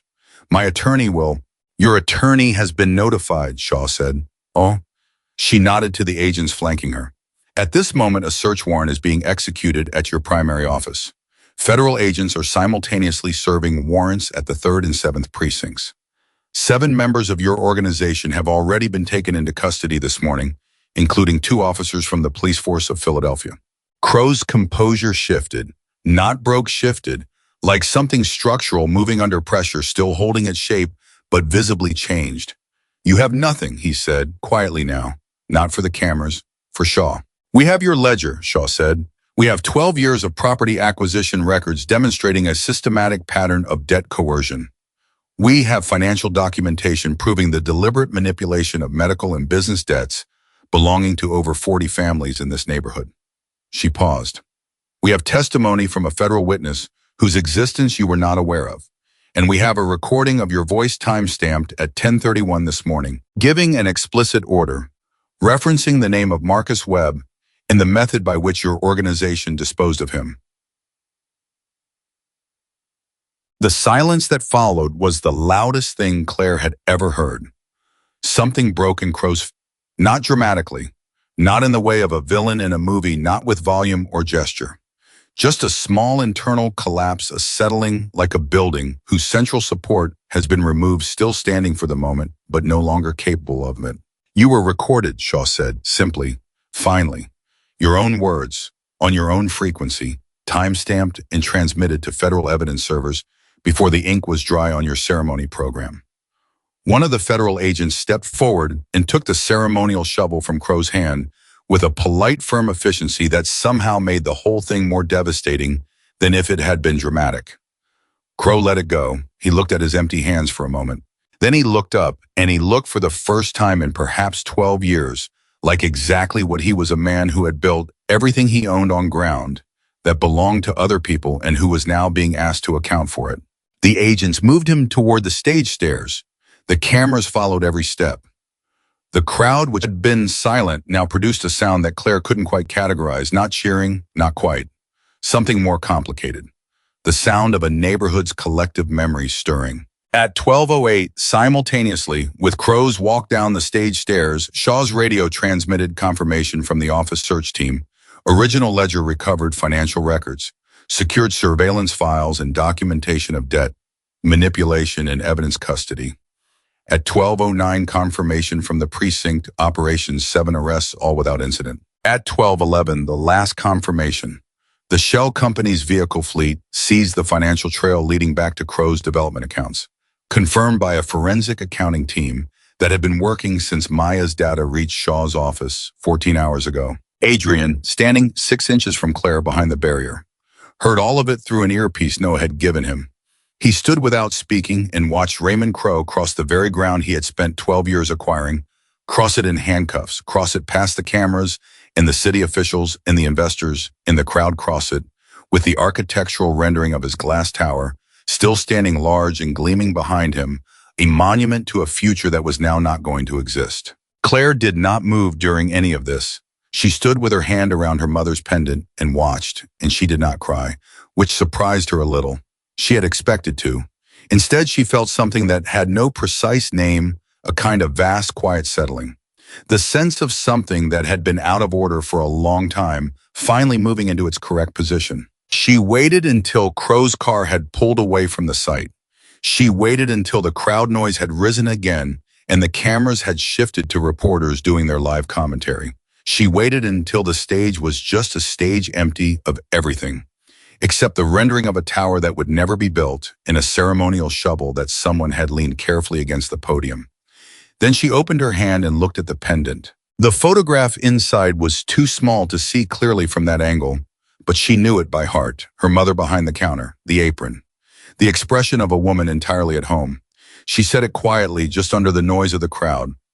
Not for Adrian, not for Noah, not for anyone standing near her, just for the pendant and the photograph and the woman in it. "You didn't lose Mom," she said. "It just took longer for the truth to arrive."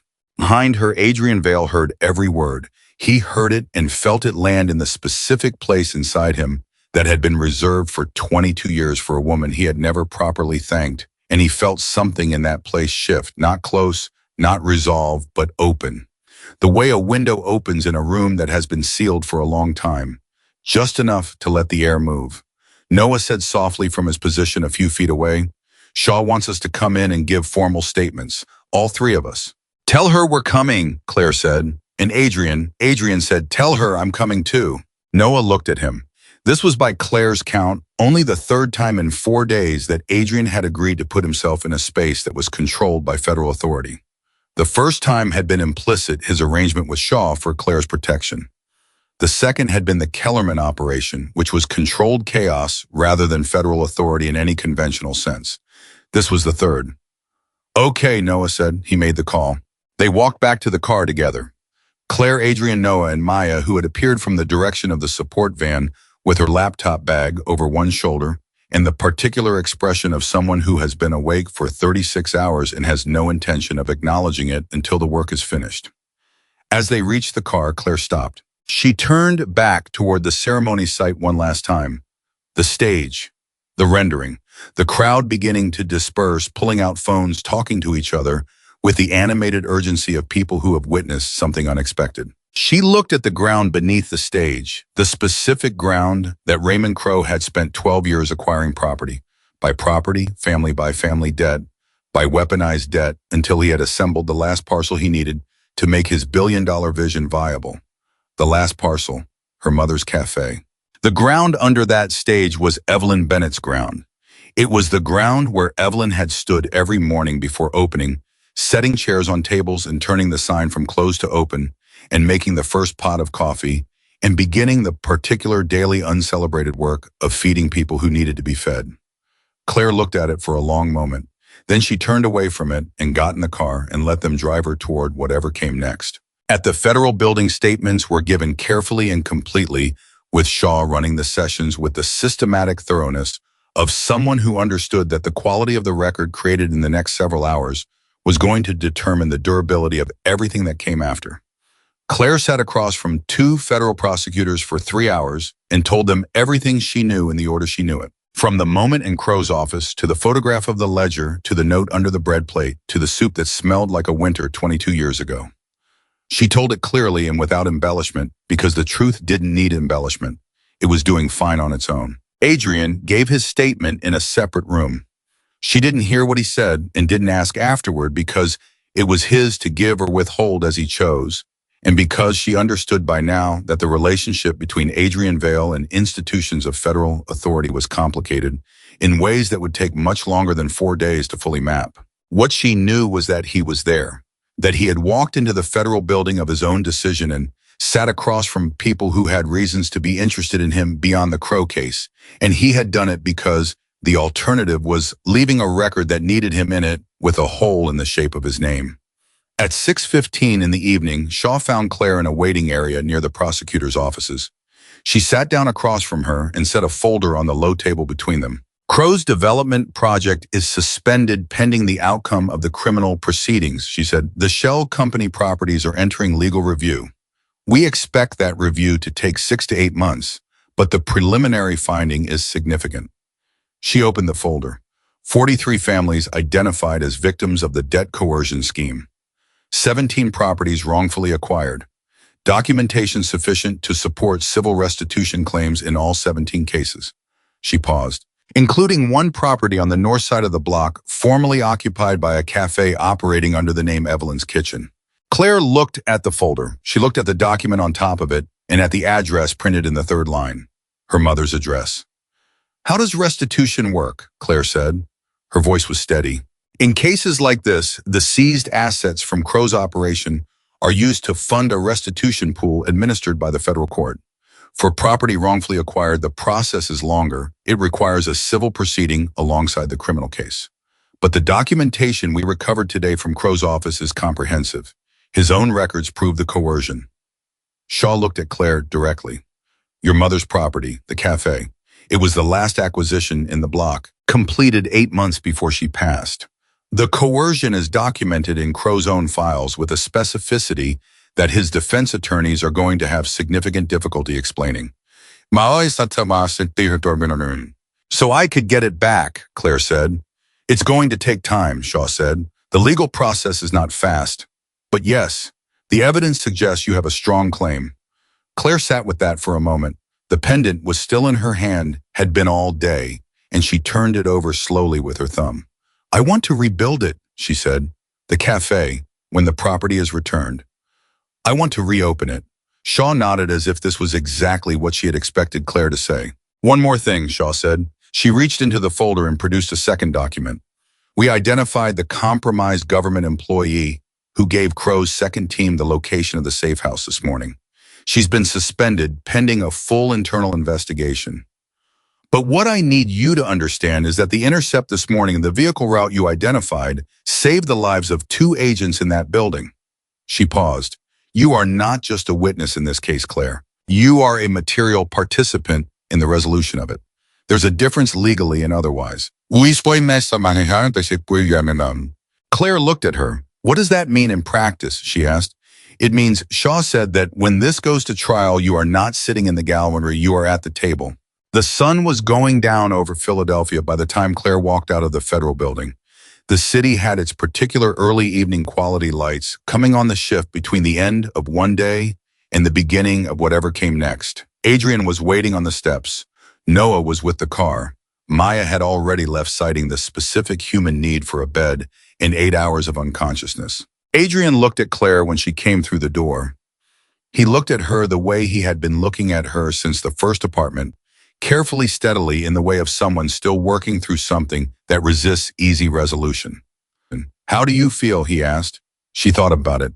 She looked out at the city, at the lights, in the movement, in the particular stubborn continuity of a place that had seen worse than this and continued regardless. "Like it's not over," she said. "The trial, the restitution process, the 43 families who need to know what was done to them and what's going to be done about it." She paused. "But like the worst part is..." "Yes," he said, "the worst part is..." She looked at him. "Thank you," she said, simply, without qualification or elaboration, because the word was large enough to carry everything she meant by it, and she suspected he knew what all of it was. He looked at her for a moment longer. Then he said, "Don't thank me yet." "Why not?" "Because there's something I need to tell you," he said, "and I've been waiting until it was over to say it." He reached into his jacket pocket. His hand closed around something small. He held it for a moment before he brought it out, and in that moment, Claire watched his face do something she had not seen it do in 4 days of watching it very carefully. He looked briefly like the 16-year-old boy he had once been, hungry and cold and uncertain of whether the world intended him any kindness at all. Then he opened his hand. In his open hand sat a watch. It was not an expensive watch. That was the first thing Claire noticed, the deliberate ordinariness of it, a simple men's timepiece with a worn leather band and a face that had been kept clean, but could not hide the fact that it had been carried through a great deal of living. The kind of watch a person buys not because it is impressive, but because it means something that has nothing to do with price. She looked at it, then she looked at him. "I've worn this for 22 years, Adrian said. His voice had changed. The operational control, the careful evenness that she had come to understand as his default mode in situations requiring precision. All of it had stepped back, and what was left was something rawer and quieter and considerably more difficult for him. I want to show you something inside it." He turned the watch over in his palm. The back of the casing had been modified slightly, not damaged, deliberately altered, a thin seam where the backplate had been loosened and reseated more times than could be counted. He pressed a small point at the edge and the back came open. Folded inside, pressed flat against the casing with the careful preservation of something irreplaceable, was a piece of paper. Small, browned at the edges the way paper browns when years have handled it slowly. He unfolded it with the same hands that Claire had watched navigate an abandoned shipyard, in the dark manage a criminal organization, and sign documents that changed the lives of people who owed him money, and those hands, she noticed, were not entirely steady. He held the paper out to her. It was a napkin, or had been once. The paper was thin enough now that the light from the federal building's exterior lamps showed through it, and on it, in faded blue ink, printed in the simple block letters of someone who had made a small sign by hand rather than paying for a professional one, were two words: Evelyn's Kitchen. Claire stopped breathing. Not for a second, for longer than a second, long enough that Adrian said her name quietly, the way you say a name when you are not sure the person is still with you. She looked up from the napkin. She looked at his face. She looked at the 22 years that were written in it, not in lines or in age, but in the specific expression of a man who has been carrying something heavy for so long that he has forgotten what it feels like to put it down, and is now for the first time considering the possibility. The alley, she said. Her voice came out barely above a whisper. Behind the cafe. Yes, he said. That was you. I was 16, he said. I had been sleeping behind that building for 3 weeks. I had no money, no family, nowhere to go. It was November. He paused, and the pause had the quality of a man choosing between the accurate word and the manageable one, and choosing the accurate one. I was not going to make it through the winter on my own. Claire pressed her hand flat against her sternum, against the pendant, the same way she had been pressing it all day, all 4 days. But different now, different, because the pendant contained her mother's face, and her mother's face was suddenly connected to this man's survival in a way that rewrote everything she thought she understood about the shape of the past 22 years. She never told me, Claire said. She didn't know my name, Adrian said. I never spoke to her. I never let her see me clearly enough to recognize me. I would hear her coming and move further back, and she would set the bowl down and the bread and leave without waiting for me to come forward. He looked at the napkin in his hand. On the last night, she wrapped the bread in this. I don't know if she did it because she knew I was leaving, or because she always wrapped it that way, or because she simply had the napkin in her hand. I never knew, but I kept it. All this time, Claire said, all this time, he said. She reached out and took the napkin from him. She held it in both hands the way you hold things that are both very old and very fragile.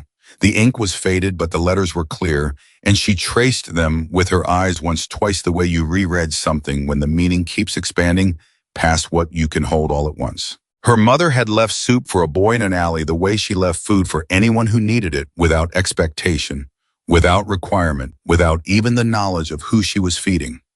Just the act itself offered into the dark, because she believed that was what people owed each other. That boy had grown up.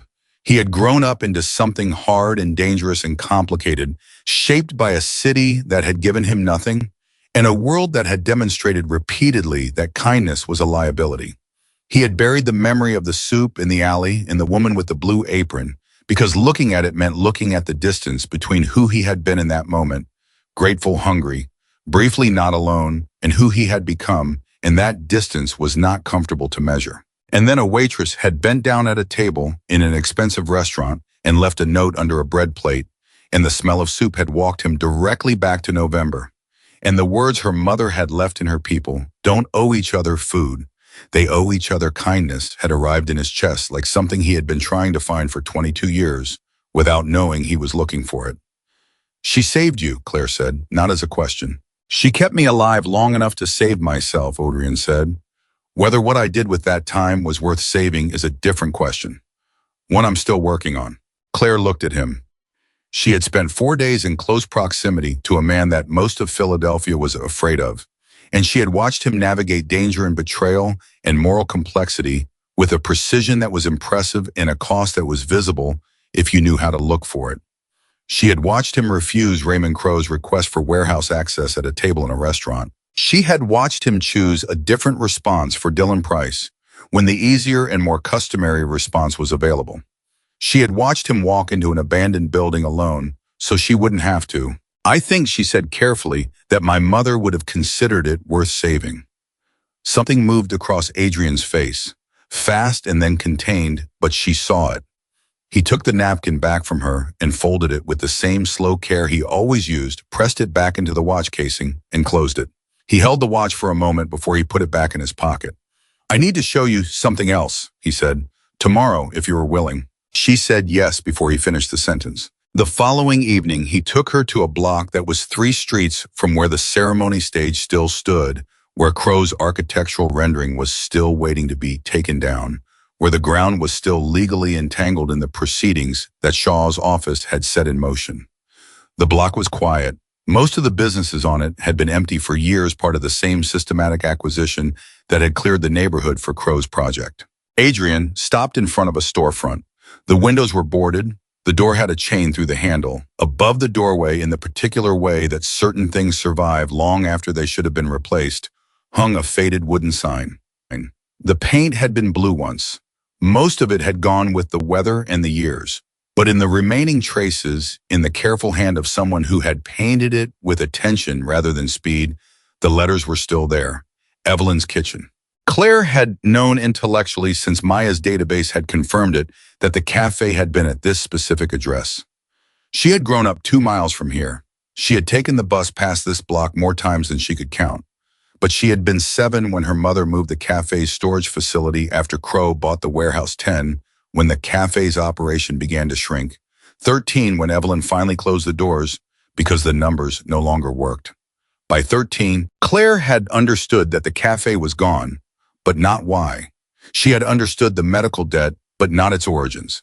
She had understood that her mother was tired in a way that went deeper than the cancer, but she had been too young to understand that the tiredness had been deliberately engineered. She stood in front of the sign and felt the full accumulated weight of it, all the years between 7 and now, all the things that had been taken before she had the vocabulary to name the taking. "I used to come around this block," Adrian said, standing beside her, "after. When I had resources, when I could have found her and done something, returned something. I used to walk past and see the lights and tell myself that someday I would figure out how to do it without it looking like what it was." "What was it?" Claire asked. "Guilt," he said. "Gratitude. I couldn't separate them. By the time I might have done something that wasn't complicated by what I had become, the lights were already off." "She closed in the spring. I was 13, Claire said. "I know," he said. "I found out afterward." He stopped. He looked at the sign. "That was one of the reasons I agreed to meet with Crowe that night. I had heard through channels that he was connected to developments in this neighborhood. I wanted to understand the scope of it. I didn't know about you then. I didn't know about the ledger or the photographs or any of it. I just knew that something had happened to a block I had reasons to care about." Claire turned to look at him. "So you were already investigating him before I handed you that note?" "Observing," he said, "not investigating. I had no standing to investigate." A pause. "And then you handed me that note."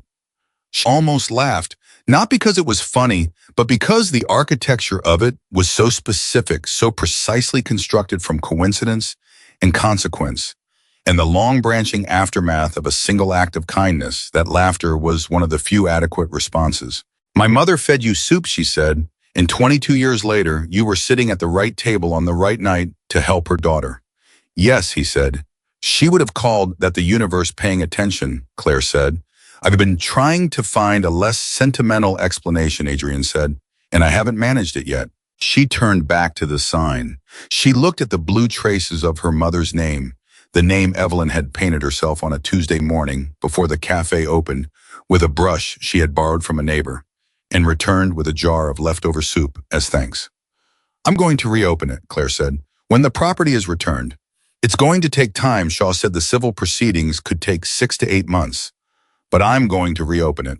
"I know," Adrian said. "The same name, the same menu, as close as I can get it. My mother kept her recipes in a notebook. It's in a box in my apartment. I've been cooking from it my whole life." She paused. "And I'm going to put a shelf by the rear entrance, the same way she did." "Tell me about the shelf," he said quietly, with the particular quality of someone asking, not because they need information, but because they want to hear it said out loud. "She had a shelf by the kitchen door," Claire said. "Ningguang. She kept it stocked bread soup containers, sometimes leftover sandwiches. There was a small sign above it. She wrote it herself on an index card and laminated it so it would last. She paused and she could see the sign as clearly as if she were standing in front of it because she had read it so many times that it had become part of her internal furniture. It said, "If you are hungry, knock, one warm meal, no questions asked." Adrian was quiet for a long moment. Then he said, "I knocked once. Not literally, I was too frightened to knock. I sat in the alley and waited to see if anyone would notice me, and she noticed me, and she never made me knock. She just brought the food." That was her, Claire said. She understood that the asking was the hardest part, so she tried to make the asking unnecessary. He reached into his jacket pocket and held the watch for a moment without taking it out. She saw his hand move around it, the habitual gesture of a man checking that something is still there, which it always was. "I'm going to change some things," he said. "I've already started. The businesses that operated through coercion, I'm closing them. The families that owe me money under arrangements that look too much like what Crowe was doing, those arrangements are done. I'm moving what's left into legitimate operations. Construction, transportation, security." He paused. "It's not going to be clean. Some of it is already done and can't be undone. And I'm not going to pretend that closing a predatory business today cancels what it did last year. That's not how it works." "No," Claire said, "it's not. But it changes what happens next," he said. "And next is the only part I can actually control." She thought about what her mother would have said to that. Evelyn Bennett had not been a woman who believed in clean slates. She was too practical for that, too rooted in the daily reality of consequence and effort. What she believed in was the next meal. The next day of showing up and doing the work and leaving the shelf stocked and the sign on the door. Not because the past was resolved, but because the present required it. She would have respected that, Claire said. "I know," he said. "That's why I'm telling you." 6 months passed. Crowe's trial began in the fall and proceeded with the relentless momentum of a case in which the defendant's own records were the most damaging witness. His defense attorneys were expensive and skilled and ultimately unable to explain in any version of events that held together under cross-examination why Raymond Crowe's voice was on a recording referencing the disposal of Marcus Webb with the comfortable familiarity of a man describing a prior successful operation. Webb's remains were recovered from a site near the Delaware River, identified through federal cooperation with Crowe's former security chief, who, facing his own charges, chose cooperation over loyalty. The security chief's testimony corroborated every entry in the ledger, every payment in the police precinct columns, every property acquisition that Maya's database had mapped over 3 sleepless nights. At the sentencing, 43 families were formally recognized as victims of financial coercion. Their recognition in the federal record was not the same as restitution that came separately, slowly through the civil process Shaw had described, but it was the first time anyone in authority had said out loud on record with the force of law behind it that what had happened to them had a name, and that name was crime. Petra testified. She sat in the witness chair with her hands folded in her lap and told the court everything she had seen and heard and stayed silent about for 6 years, and she did it with the specific courage of someone who has been afraid for a long time and has finally decided that the fear is not going to win. When she walked out of the courthouse, Claire was waiting on the steps. They stood together for a moment without speaking. Then Petra said, "I should have done that years ago." "You did it when you could," Claire said. "That's enough." Petra looked at her. "Is it? My mother used to say that kindness arrives when it's ready, not when it's convenient," Claire said. "I think the same is true for courage." Petra was quiet for a moment. Then she nodded once and walked down the steps toward the rest of her life. Dylan Price's brother received formal confirmation that his debt had been discharged on the same morning the Crowe verdict came in. Dylan had stayed through all of it, had become, in the months between the arrest and the trial, one of Shaw's cooperating witnesses, which required a particular sustained bravery that nobody had publicly acknowledged but that Claire intended to remember. He came to the cafe on its opening day and sat at a corner table and ordered the chicken soup and ate it quietly and didn't say very much, which was exactly the right amount. The property restitution proceedings concluded in March. The order came through on a Thursday afternoon, and Claire was in the middle of restocking the kitchen when her phone rang with Shaw's number. "It's done," Shaw said. "The property transfer is complete. As of this morning, the address on the north side of the block is in your name." Claire set down the can of tomatoes she was holding. "Thank you," she said. Thank your mother, Shaw said. Her records were immaculate. She kept every lease document, every payment receipt, every piece of correspondence. Everything Crowe's team tried to obscure, she had already preserved. After she hung up, Claire stood in the kitchen of the temporary space she had been using while the legal process completed, and she looked at the pot on the stove and the notebook open on the counter. Her mother's handwriting, the recipe for chicken soup, the instructions. So familiar, she barely needed to read them anymore, and she let herself feel the full weight of it for exactly 60 seconds, all of it. The grief and the relief and the particular bittersweet triumph of a victory that arrived too late for the person it was most for and mattered no less for that. 60 seconds, then she picked up the can of tomatoes and kept working. The cafe reopened on a Saturday in April. She had restored what she could and rebuilt what she couldn't, staying true to the things her mother had cared about: the food, the welcome, the specific principle that nobody who came through the door hungry should leave the same way. The wooden sign was repainted the same blue, the same careful block letters: Evelyn's Kitchen. By the rear entrance beside the kitchen door, she installed a small wooden shelf at exactly the height her mother had kept it.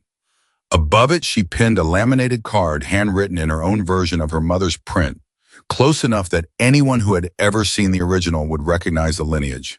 If you are hungry, knock. One warm meal, no questions asked. On opening morning, before the first customer arrived, she stood alone in the kitchen and made a full pot of soup. Not for the customers, those would come later. Just for this moment, just to fill the room with the smell of it, the specific smell that was her mother's presence in the purest form she knew how to summon it. Adrian arrived at 8:15, half an hour before opening, without bodyguards. He had kept that particular change, no security detail in spaces where it intimidated ordinary people. He was working on it. He had told her once, with the directness she had come to expect from him, that some habits are structural and take longer than other habits to dismantle, and that dismantling them anyway is the work. He came through the front door. He looked at the sign above the shelf by the rear entrance. He looked at it for a long time. Then he sat down at the table nearest the kitchen, not the center table, not the prominent one, just the one closest to where the food came from, and he waited.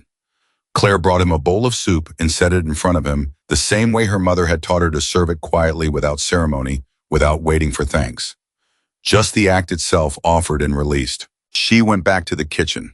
He picked up the spoon and ate every bite in silence, the way he had eaten the soup in the safe house apartment, 4 days after a storm, in a city full of people who wanted to hurt someone he had chosen to protect, because the smell of it had walked him back to a winter when he was 16 and lost, and a woman he never thanked had decided without knowing any of his story that he deserved a warm meal and no questions. After that first Saturday, he came back every week. He always sat at the same table. He always ordered the same thing. He always ate in the particular silence that was not absence, but presence, the silence of a person paying attention to something they don't want to rush. And Claire always brought it to him the same way, without ceremony, without waiting, because she understood by now that this was not just a meal. It was a conversation that had been interrupted 22 years ago and had finally, improbably, impossibly, found its way back to the table. Crowe's conviction was finalized in the spring. Life with additional federal time. His glass tower was never built. The land was transferred to a community land trust established by the city, working in partnership with the families Crowe had displaced, and the plans for it still being debated, still being shaped by the people who would actually live and work there, looked nothing like a glass tower. They looked like a neighborhood deciding for the first time in 12 years what it actually wanted to be. One morning in May, Claire arrived at the cafe early to find something on the shelf by the rear entrance. Not food, the shelf was fully stocked. A watch. Ordinary. Leather band worn soft with years. Set on the shelf beside the laminated card, leaning against the wall with the careful deliberateness of something placed rather than left. She picked it up. She turned it over. She pressed the point at the edge, and the back came open. The napkin was still inside. She looked at it for a moment, the faded blue letters, her mother's name in her mother's hand carried for 22 years, inside a watch by a man who never forgot a debt of kindness, even when he had no good way to pay it. She folded the back of the watch closed. She put it in the pocket of her apron against her chest next to the pendant. When Adrian came in on Saturday, she set the soup in front of him and then set the watch beside the bowl without comment. He looked at it. He looked at her. "Keep it here," she said. She'd wanted to be somewhere people were fed. He was quiet for a long moment. Then he said, all right. He picked up the spoon and went back to his soup, and the cafe was warm and full of people. And outside the window, neighborhood was rebuilding itself slowly and imperfectly, and with the particular stubborn persistence of communities that have survived being underestimated. In the shelf by the rear entrance held its food and its sign, and anyone who needed it knew to knock. Kindness is not wasted. It does not disappear when the person who gave it is gone. It travels through the people it touched, changes what they do, reaches forward into years the giver never saw, and arrives always in the end, in one form or another, exactly where it was needed most. Evelyn Bennett had known that. She had known it the way you know things that are not taught, but live the way you know the weight of a bowl in your hands and the right amount of warmth for a winter evening, and she had acted on it every day of her life without asking whether it would matter. It mattered. It mattered for 22 years in the back of a watch. It mattered through fear and danger and a storm and a restaurant and a note under a bread plate in an alley behind a federal building at the end of a long and necessary day. It mattered in the survival of a boy and the redemption of a man and the courage of his daughter and the 43 families whose names were now on a legal record that said what had been taken from them and what would be returned. One bowl of soup, no questions asked. That was all it took to start a chain that Raymond Crowe, with all his money and all his power and all his 12 years of careful, systematic cruelty, was never able to break.